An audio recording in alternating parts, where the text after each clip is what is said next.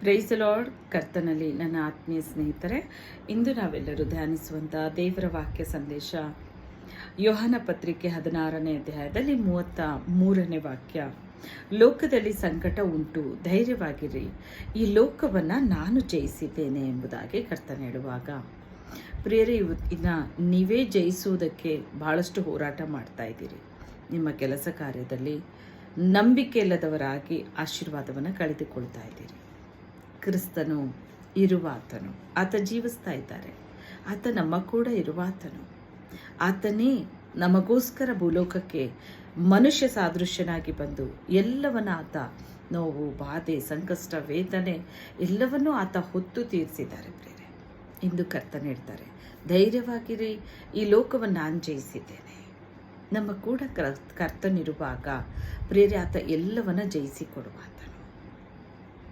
ಆತನ ಮೇಲೆ ನಂಬಿಕೆ ಇಟ್ಟು ಎಲ್ಲ ಕಾರ್ಯಗಳನ್ನು ಆತನ ಕರಗಳಲ್ಲಿ ಒಪ್ಪಿಸ್ರಿ. ನಿಮ್ಮ ಜೀವಿತವನ್ನು ಮೊದಲು ದೇವರಿಗೆ ಒಪ್ಪಿಸ್ರಿ. ಅಪನಂಬಿಕಸ್ಥರಾಗಿರಬೇಡ್ರಿ. ದೇವರು ಹೇಳ್ತಾರೆ, ನನ್ನ ವಿಷಯದಲ್ಲಿ ಸಂಶಯ ಪಡೆದವನೇ ಧನ್ಯನು. ಕೆಲವರು ದೇವರ ಮೇಲೆ ನಂಬಿಕೆ ಇಲ್ಲದೆ ಆಶೀರ್ವಾದವನ್ನು ಕಳೆದುಕೊಳ್ತೀರಿ.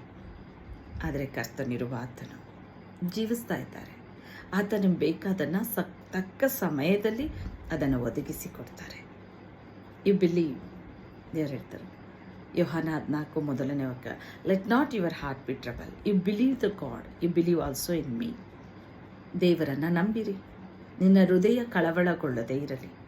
ದೇವರ ಮೇಲೆ ನಂಬಿಕೆ ಇಡ್ರಿ ಅಚಲವಾಗಿ. ಈ ಲೋಕದಲ್ಲಿ ಸಂಕಷ್ಟ ಬರುತ್ತೆ. ದೇವರು ಹೇಳ್ತಾರೆ, ಸಂಕಷ್ಟ ಇದೆ, ಅನೇಕ ವೇದನೆ ಇದೆ, ಕಷ್ಟ ಇದೆ, ದುಃಖ ಇದೆ, ವೇದನೆ ಇದೆ, ವ್ಯಾಧಿ ಇದೆ, ಅನೇಕ ದುಷ್ಟ ಪಿಚಾಚಿಯ ಒಂದೊಂದು ಬಂಧನಗಳು, ವೇದನೆ ಕೊಡುವಂಥದ್ದು, ಪೀಡಿಸುವಂಥದ್ದು, ವೈರಿಗಳು ಪೀಡನೆ,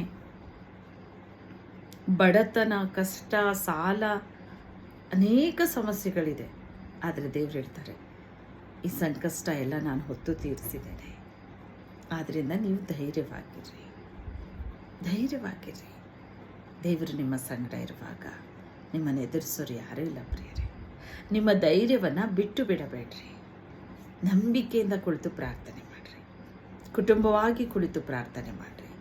ಉಪವಾಸದಲ್ಲಿ ಭಕ್ತಿಪೂರ್ಣವಾಗಿ ನಂಬಿಕೆ ಇಟ್ಟು ಪ್ರಾರ್ಥನೆ ಮಾಡಿ.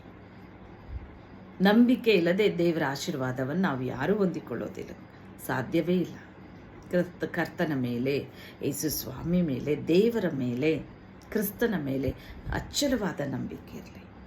ನಿಮ್ಮ ನಂಬಿಕೆ ಎಷ್ಟು ಬಲವಾಗಿರುತ್ತೋ ಆಶೀರ್ವಾದವೂ ಕೂಡ ಅದೇ ಪ್ರಕಾರವಾಗಿ ಕರ್ತನ ಅನುಗ್ರಹಿಸ್ತಾರೆ.